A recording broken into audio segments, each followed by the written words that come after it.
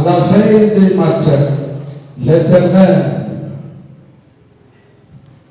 la colonne de feu, et délié regardant les camps des Égyptiens, et mit en désordre les camps des Égyptiens.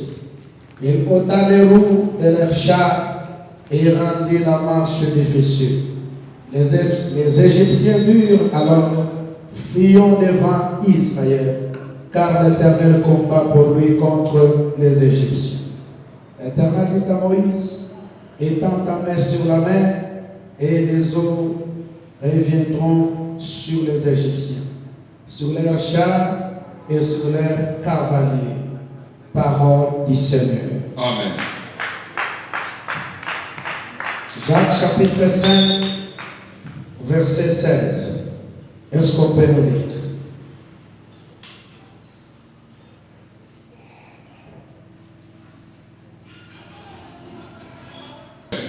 Mon frère et ma soeur, nous sommes en train de prier et de parler aussi sur la prière des justes. Et ce qu'il nous faut dans nos vies est d'être seulement juste pour que ta prière soit efficace. Sois seulement juste. Un juste, il est assis dans ce qu'il fait. Une personne juste ne choose jamais. Une personne juste, bien-aimée, il peut avoir des problèmes. On peut le combattre. On peut l'attaquer. D'ailleurs, souvent, ce sont des personnes justes qu'on combat. La Bible dit que les malheurs atteignent souvent les justes.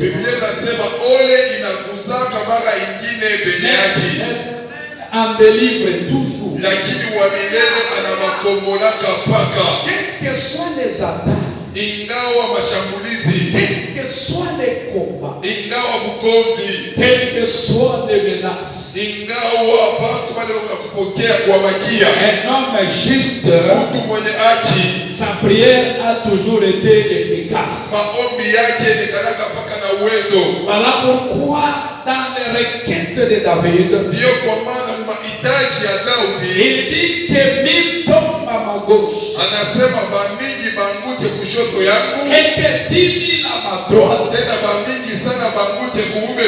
L'Éternel est mon bouclier. Et si Dieu est avec nous, il sera contre nous. Ils ne feront la guerre, ils ne te vaincront jamais. C'est toujours les hommes justes qui sont souvent combattus. Des personnes qui ont une étoile sont combattues. Des personnes qui brillent, des gens qui ont une grande destinée sont souvent combattus. On ne peut pas menacer quelqu'un qui n'a pas une étoile. On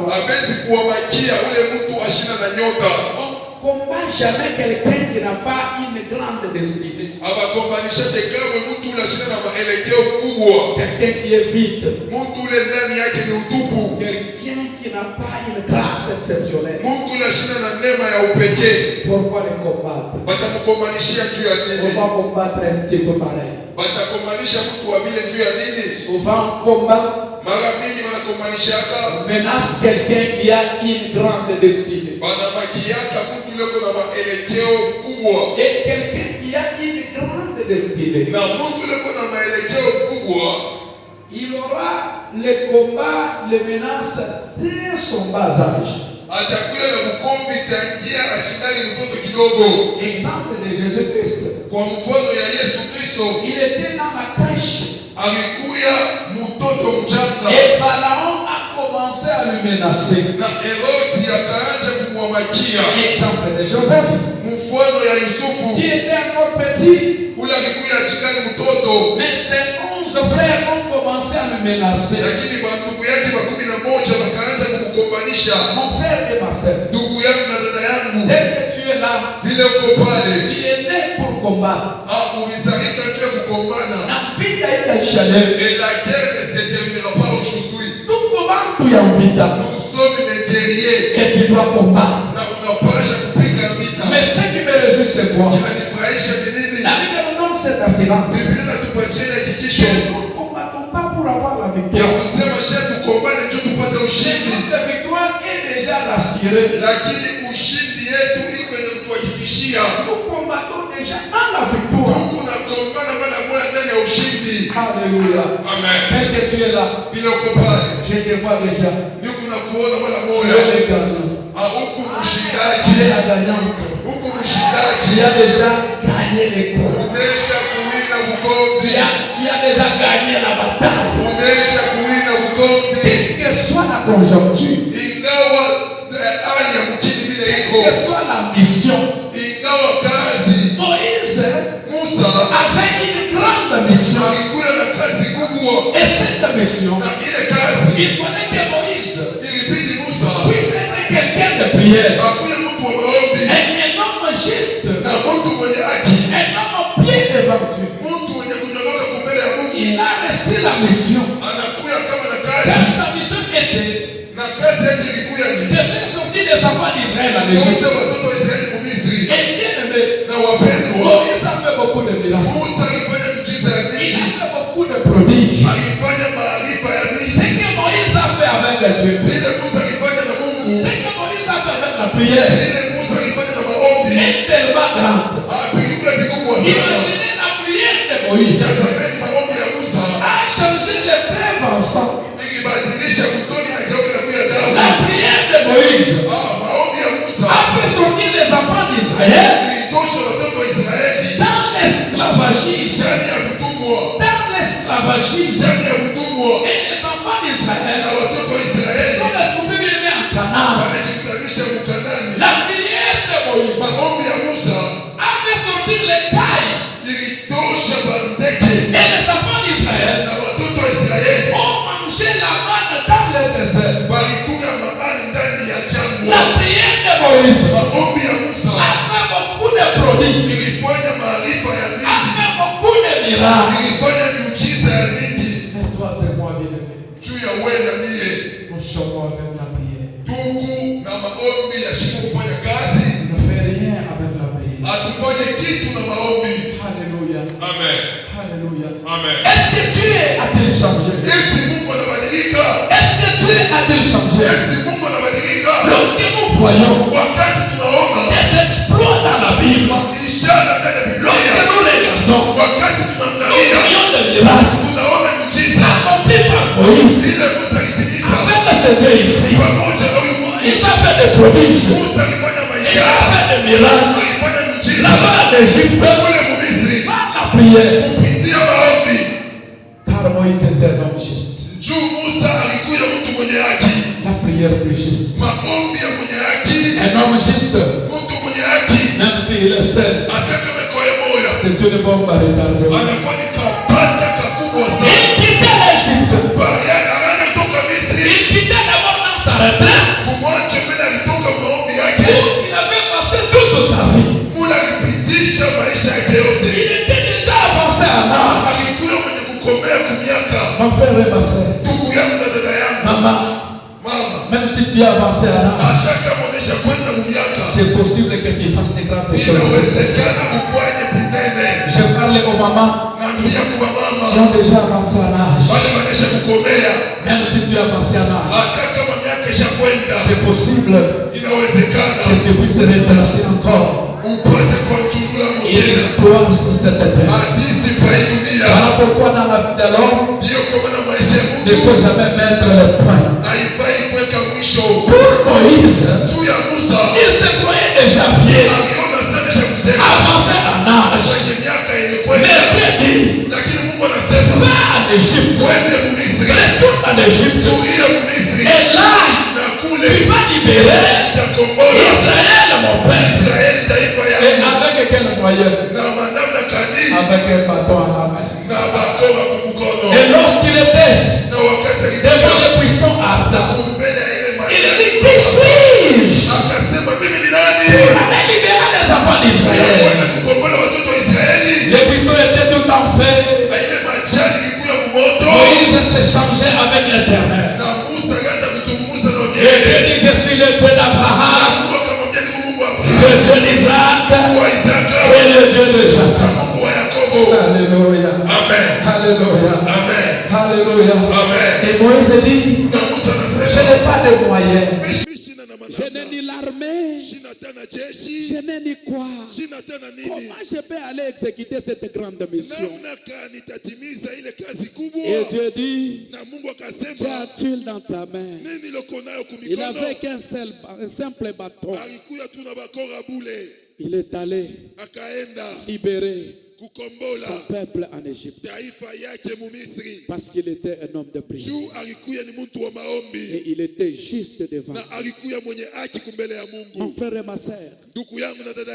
Sois une personne juste devant pour que ta prière soit efficace. Dieu n'a pas changé.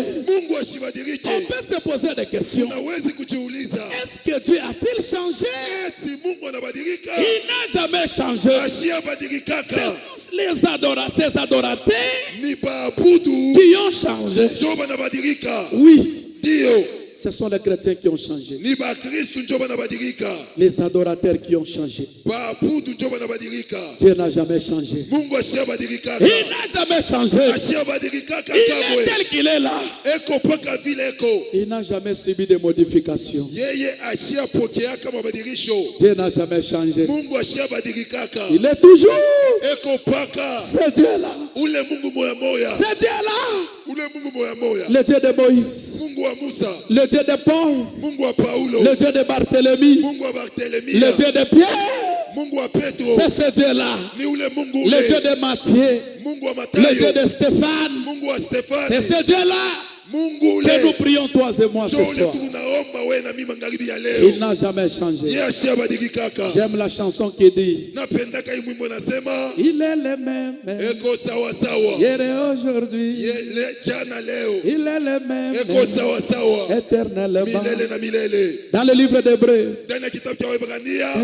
bien-aimé, dans le livre d'Hébreux, Hébreux 13, 8, la Bible dit ceci, il est le même hier et aujourd'hui. Aujourd'hui, les gens, le monde, les chrétiens ne croient pas au miracle. Est-ce que Dieu a-t-il changé? Dieu n'a pas changé. Il n'a pas changé mon frère. Il n'a pas changé ma soeur.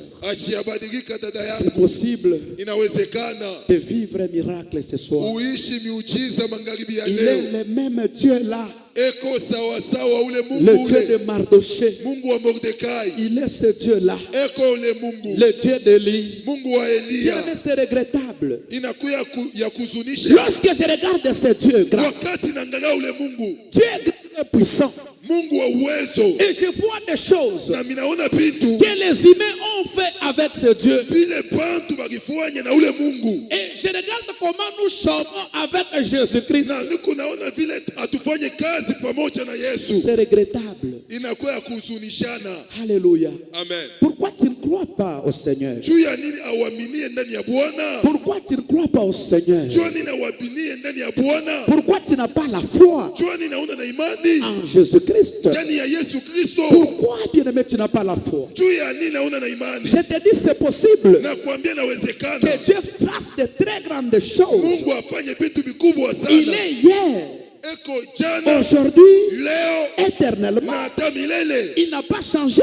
Le Dieu de Jonas, le Dieu de Salomon, il n'a pas changé. Le Dieu d'Élie, n'a pas changé.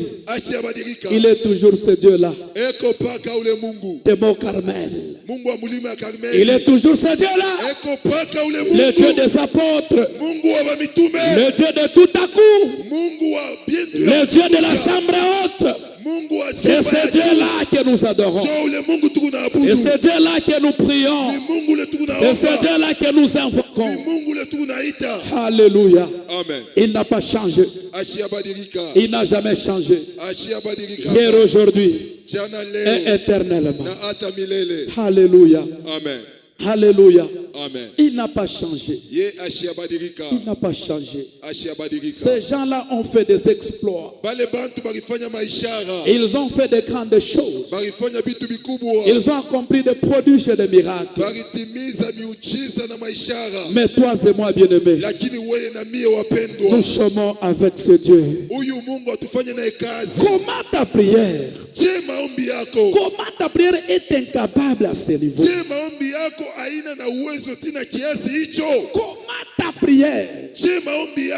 Comment tes prières jusque-là sont incapables d'ouvrir le ciel dans ta vie? Avec la prière, avec l'homme de Jésus, les justes ont fait des exploits.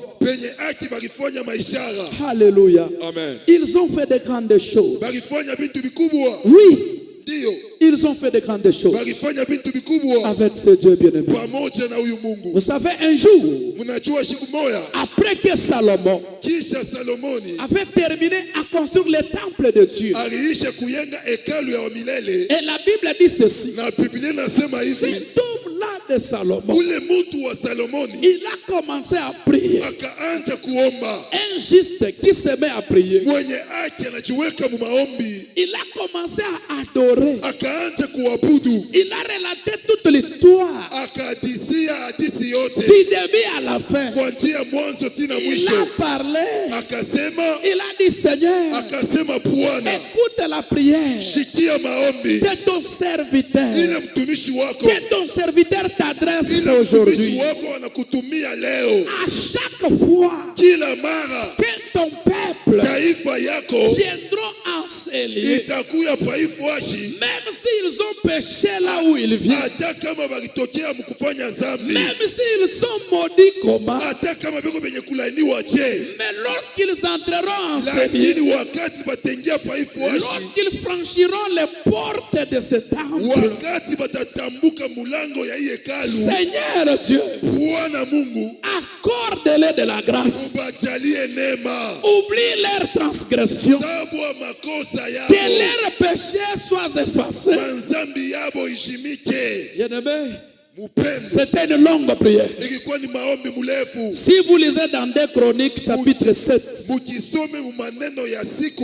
c'était une longue prière. Lorsque Salomon y achevait de prier, la Bible dit ceci: le feu descendit du ciel, consumant l'holocauste, le sacrifice et la gloire de l'Éternel remplit toute la maison. Je crois ce soir, la gloire de l'Éternel descendra en ces lieux. La gloire de l'Éternel va couvrir ta vie. La gloire de l'Éternel couvrira ton corps, couvrira ta maladie, couvrira tes problèmes, couvrira tes activités. Même si tu ne me donnes pas ton amen, ce n'est pas un problème. J'ai dit la gloire de Dieu. Et même que la gloire de Dieu, même que la gloire de Dieu avait descendu dans le temple de Salomon, puisque Dieu n'a jamais changé. Il n'a jamais changé. Il n'a jamais changé. Cette gloire qui était descendue dans le temple de Salomon, dans la maison de Salomon, cette gloire-là, elle sera permanente permanente ce soir. Elle sera permanente ce soir. Elle sera permanente dans cette église. Puisque cette église appartient à Jésus, ce temple appartient à Dieu, et que c'est le même Dieu que nous adorons. J'adore un même Dieu. J'adore un même Dieu qui est Salomon. J'adore un même Dieu qui est David. J'adore un même Dieu qui est Mardoché. J'adore un même Dieu qui est Ézéchias. J'adore un même Dieu qui est Ézéchiel. J'adore un même Dieu qui est Abraham. J'adore un même Dieu qui est Étienne. Que la gloire de la maison, que la gloire de Jésus commence à visiter une personne en ces lieux. Et la gloire commence à te toucher. Que la gloire commence à te localiser. Que la gloire de Dieu commence à te toucher. Que la gloire de Dieu commence à te localiser. Partout là où il y a la maladie, partout là où il y a les problèmes, partout là où il y a les blocages, partout là où il y a la pauvreté, partout là où il y a la pauvreté, partout là où il y a la pauvreté, partout là où il y a l'instabilité, que la gloire de Dieu, que la gloire de Jésus, Seigneur, que ta gloire, Papa, que ta gloire, Jésus, que ta gloire, Papa, ta gloire, cette gloire qui avait descendu ce jour-là par Salomon, puisque tu n'as pas changé. Tu n'as pas changé, tu n'as pas changé, Papa. Tu n'as jamais changé.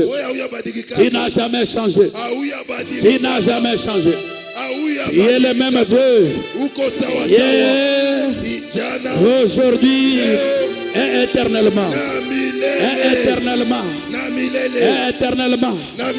Tu as dit, tout celui qui me cherchera, tout celui qui laissera son père, qui laissera son travail, qui laissera son mari, à cause de mon nom, recevra le centuple et héritera le royaume. Reçois le royaume de Dieu. Reçois le royaume de Dieu. Reçois le royaume de Dieu. Reçois le royaume de Dieu. Que le royaume de Dieu soit installé dans ta vie. Que le royaume de Jésus soit installé dans ta maison. Que le royaume de Jésus. Que le royaume de Jésus. Que le royaume de Jésus. Que le royaume de Jésus soit installé dans ta vie. Je crois au Dieu de Pierre.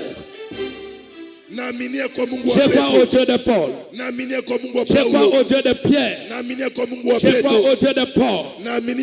Ainsi n'a pas changé. Lorsque Pierre passait, lorsque Paul passait, la Bible dit ceci, au moins son ombre guérissait les malades. La Bible dit ceci, rien que l'ombre de Pierre, rien que l'ombre de Paul pouvait guérir les malades, pouvait ressusciter les morts. Puisque tu n'as pas changé, puisque tu es le même, ce Dieu-là, le Dieu-là, c'est le Dieu du présent. Il est le Dieu du passé, il est le Dieu du présent, il est le Dieu du futur. Que l'ombre de Jacob te touche. De même que l'ombre de Pierre touchait les gens. De même que l'ombre de Paul touchait les gens. De même que l'ombre de Paul touchait les gens. Que mon ombre te touche là aussi. L'ombre de Paul touchait. L'ombre de Pierre touchait. Au nom de Jésus. Paul servait Jésus. Paul servait Jésus. Pierre servait Jésus. Jacob sert Jésus. Que l'ombre de Jacob te touche.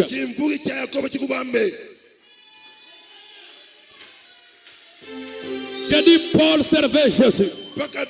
J'ai dit Paul servait Jésus. J'ai dit Paul servait Jésus. J'ai dit Paul servait Jésus. Que Jésus-Christ te touche. Que Jésus-Christ te touche.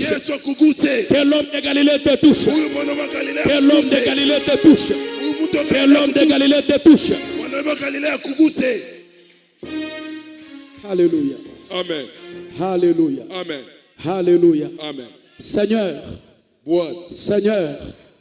Seigneur. Seigneur. Tu es le même. Tu es le même. Aujourd'hui, les gens sont devenus incrédules. Les gens ne croient pas à la parole de Dieu. Les gens sont devenus incrédules. Alléluia. Les gens sont en train d'aller vers la magie. Les gens courent vers le fétiche. Les gens ne te croient pas. Seigneur, nous arrivons au temps, peuple, jusqu'à quand clocherez-vous de deux côtés? Jusqu'à quand clocherez-vous de deux côtés? Alléluia. Amen. Alléluia. Amen. Alléluia. Amen. Alléluia. Amen. La prière des hommes justes. La prière des hommes justes. Élie, par sa prière a fait appel au feu. Le feu était descendu. De même que Salomon avait prié et que le feu a quitté le ciel et descendu sur la terre. Et la Bible dit ceci. Tous les peuples qui étaient dans le temple voyaient comment le feu quittait le ciel et comment le feu descendait. Comment le feu est arrivé et comment le feu a commencé à consumer l'Holocauste. Ce n'était pas quelque chose en cachette. C'était un miracle spectaculaire. C'était un miracle à la vie de tout le monde. De même que Salomon a fait descendre le feu sur l'Holocauste. C'est de cette façon que Élie aussi avait fait descendre ce jour-là le feu était descendu pour consumer l'Holocauste. Qui est dans les gènes? J'ai dit qui est dans les gènes? Une personne. Deux personnes. Par plaisir. Ce n'est pas par plaisir. Qui est dans les gènes? 1, 2, 3, 4. 4 ans. Mais vous présentez comme si vous êtes dans les gènes. Ou bien vous êtes très rassasié. Parce que la manière dont vous vous comportez, comme si vous êtes vraiment affamé. Alléluia. Amen.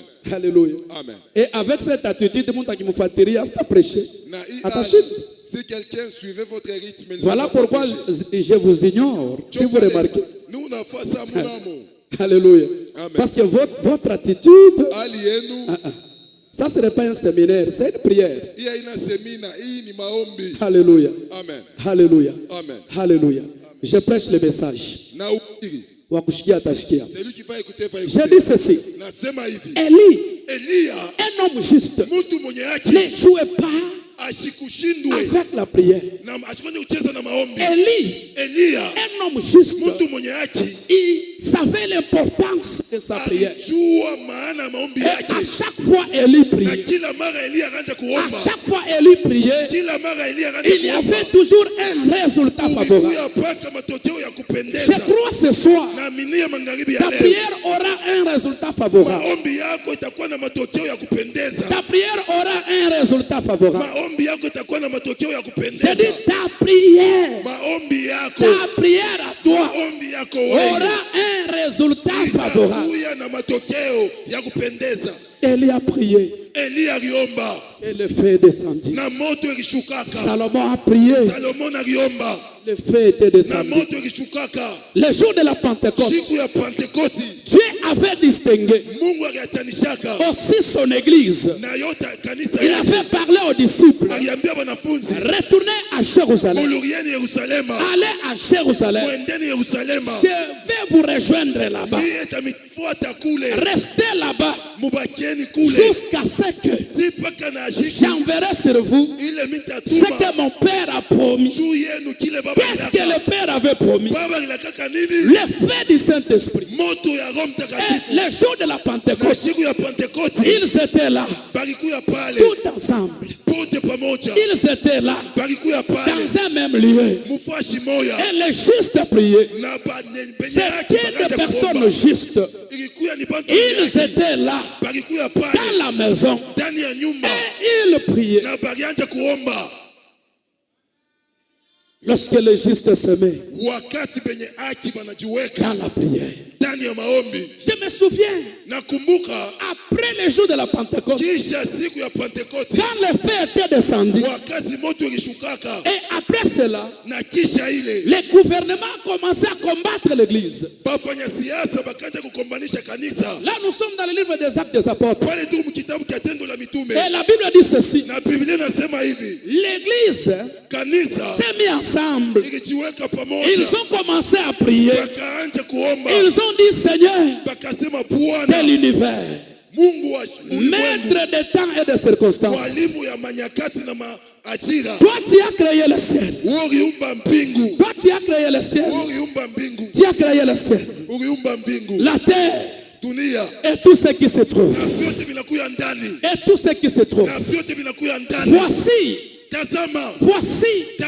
les méchants se sont, les rois de ce monde se sont levés contre ton serviteur, contre ton saint serviteur. Ils l'ont tué. Et après, ils commencent à nous massacrer. Seigneur, vois leurs menaces. La prière de juste. Et la Bible dit ceci. Quand ils ont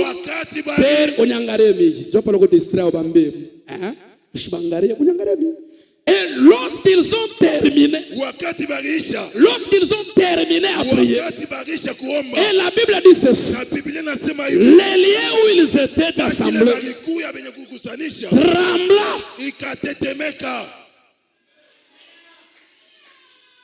Vous jouez avec la prière des justes.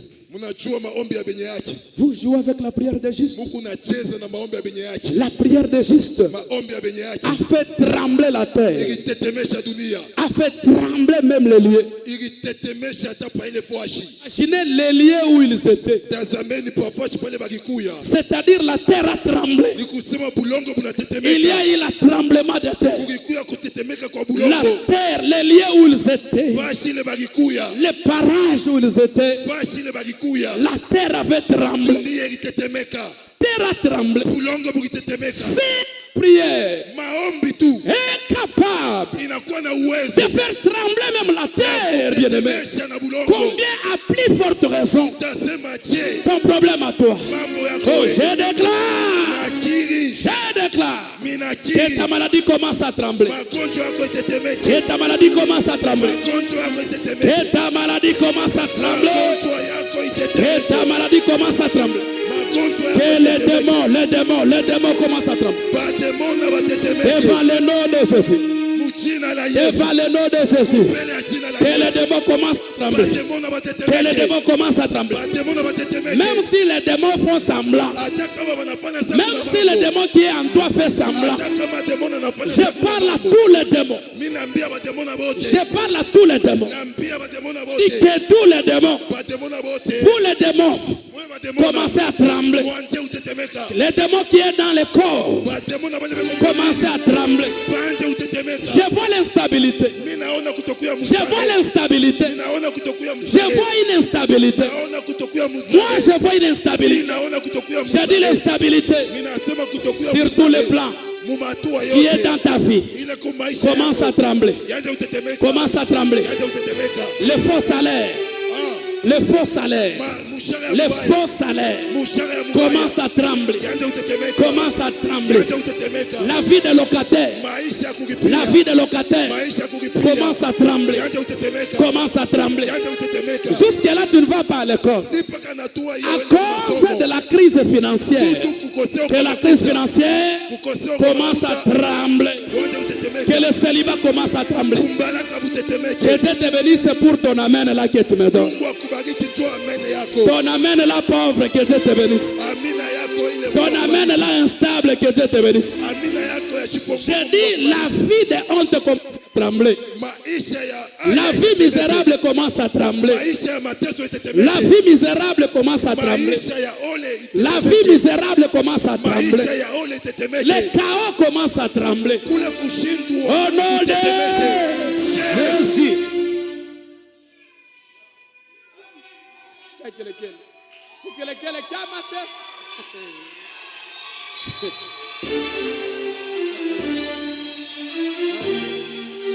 Les liens où ils étaient tremblants.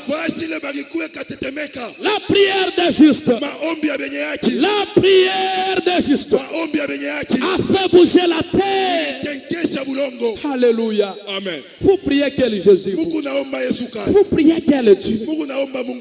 Alléluia. Amen. Ne chômez pas avec la prière. La prière a une dimension.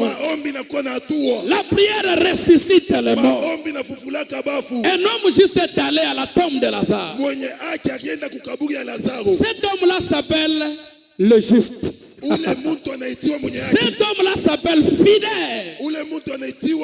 Il est allé sur la tombe de Lazare. Là où il y avait la pourriture. Là où il n'y avait aucune vie. Là où il y avait le désespoir. Mais lorsqu'il est arrivé, un homme à pied, un homme juste, un homme fidèle a commencé à prier. La tombe a tremblé. La tombe a vomi Lazare. Lazare a quitté dans la tombe. Que ta vie quitte dans la tombe. Que ta vie quitte dans la tombe. Que ta vie quitte dans la tombe. Est-ce que je parle à l'église? Est-ce que je parle à l'église? Est-ce que je parle à l'église? Même Lazare qui était mort avait bougé dans la tombe. Mais les gens qui sont vivants ne bougent pas. Les vivants ne bougent pas. Mais Lazare a bougé devant un homme juste. Je dis que ta vie bouge. Que ta vie bouge. Ta vie qui était bloquée commence à bouger. Ta vie qui était instable commence à bouger. Ta vie qui était écrite commence à bouger. La prière de juste. Samson était un homme juste.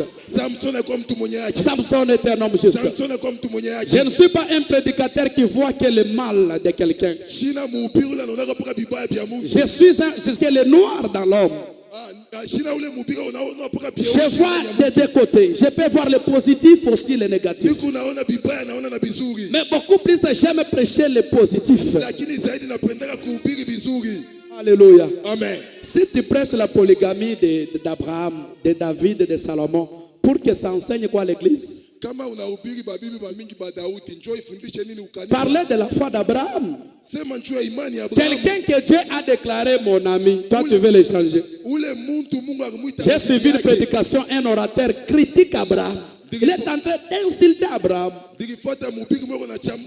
J'ai eu pitié de cet orateur-là. Quelqu'un que Dieu a déclaré pire, toi tu peux le déclarer un pire. Tu es malade. Dieu a déclaré Abraham père de la foi. Toi tu veux regarder le côté négatif. Toi tu ne comprends pas la Bible. Alléluia. Amen. Alléluia. Amen.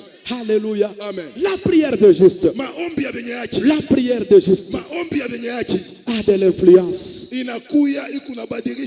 Samson, même si ses yeux a été troué, même s'il est tombé devant Delilah, mais un jour Samson, dans son état là de faiblesse, comme il était une personne juste devant, c'est-à-dire il avait accompli la mission. Il y a quelque chose que les gens n'ont jamais compris. Lorsqu'un homme de Dieu est envoyé, lorsqu'il est arrivé à la fin de sa mission, il faut qu'il y ait toujours un canal pour qu'il quitte sur la terre. Voilà. Raison pour laquelle on a coupé même la tête de la tête de Jean. Est-ce qu'il faudrait que Jean continue à vivre pour faire quoi? Sa mission était déjà finie. Alléluia. Amen. Samson avait accompli sa tâche. Samson alifanya kazi Et yake. son objectif était de libérer les enfants d'Israël sous la pression des Philistins. Vous allez comprendre, voilà pourquoi Dieu n'abandonne jamais ses saints. Et Samson a commencé à prier. Il dit, Seigneur, maître de temps, maître de temps, souviens-toi de moi. Ah, cette parole, bien-aimée, a fait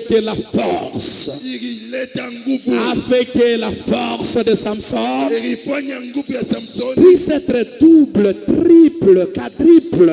Et les piliers qu'il touchait, les piliers qui touchaient tout édifice là, s'est rompu. Et la Bible dit ceci. Le nombre de personnes que Samson avait tué ce jour-là dépassait même le nombre qu'il avait tué pendant qu'il était encore en vie.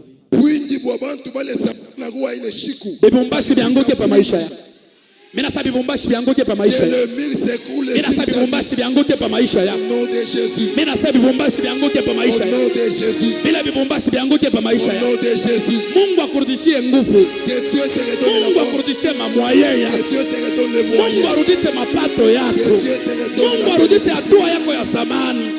Mungu arudishe nguvu yako wewe. Mungu arudishe zawadi yako wewe. Mungu arudishe mamlaka yako wewe. Tu étais une personne puissante. Tu étais une personne puissante. Tu étais une personne forte financièrement. Tu étais une personne qui avait une bonne santé. Tu étais une personne qui était mariée. Mais aujourd'hui, tu as perdu quelque chose. Tu as perdu ta bénédiction. Tu as perdu ta force. Tu as perdu ton équilibre. Tu as perdu ton capital. Mungu akurudishie vyote mjana Yesu. Bila akurudishia ka Samson. Comme il est le même hier, aujourd'hui, éternellement. Qu'il te donne aussi au nom de Jésus. Qu'il te renouvelle ta force au nom de Jésus. La prière de juste. Alléluia. Amen. On ne peut pas chômer avec ce Dieu. Comment on peut chômer avec Jésus? Comment on peut chômer avec la prière? Les gens ont fait des exploits avec ce Dieu. Comment tu ne peux pas faire aussi une grande chose avec Jésus? Élie, le feu était descendu. Moïse, il a divisé l'eau de la mer en deux. Ils ont traversé à sec. Il a opéré beaucoup de prodiges. Josué avait arrêté même le soleil. Élie avait suspendre même la pluie. Mais toi, bien-aimé, c'est quelque chose que nous devons plairer. Est-ce que nous savons ça? Est-ce que tu sais ça? Comment tes prières jusque-là est incapable? Parce que tu n'as pas la foi. Aujourd'hui, sois une personne de la foi. La Bible dit ceci. Le juste vivra par la foi. Mon juste et mon juste vivra par la foi. Et mon juste vivra par la foi. Un homme juste vit par la foi. Là où il n'y a rien, lui le dit il y a quelque chose. Un homme juste, on peut l'abandonner, on peut le quitter, mais lui, il vit par la foi. Qu'on l'insulte ou pas, qu'on l'insulte ou pas, il vit par la foi. Ce soir, cette année, tu vas vivre par la foi. Tu vivras par la foi. Vis par la foi. Commence à vivre par la foi. Commence à vivre par la foi. Tu n'as pas un bon boulot. Tu n'as pas un bon boulot. Tu vas nourrir des enfants par la foi. Tu n'as pas le travail, mais tu vas payer la scolarité de tes enfants par la foi. Mon juste vivra par la foi. Mon juste vivra par la foi. On a construit cette église. Tu viens de construire cette église. Toi qui n'as pas le travail. C'est-à-dire, tu l'as construit par la foi. Tu seras marié. Oui, tu n'as pas le mari. Oui, tu n'as pas le fiancé. Oui, tu n'as pas la fiancée. Mais tu vas entrer dans le mariage. Par la foi, tu vas travailler. Tu seras engagé dans une entreprise. Par la foi. J'ai dit tu vas travailler. J'ai dit tu vas travailler. J'ai dit tu vas travailler. J'ai dit vous allez travailler. Vous les gens de ce lieu, vous les fidèles de cette église, vous allez travailler. Vous allez travailler. Vous ferez marier vos filles. Vous allez voyager. Vous allez faire le business. Vous qui n'ont pas le travail, vous allez travailler. Il est le même hier, aujourd'hui, éternel. Il est le même hier, aujourd'hui, éternel. Allez, commencez à travailler. Commencez à travailler. Commencez à compter l'argent. Commencez à compter l'argent. Commencez à compter l'argent. Commencez à compter l'argent.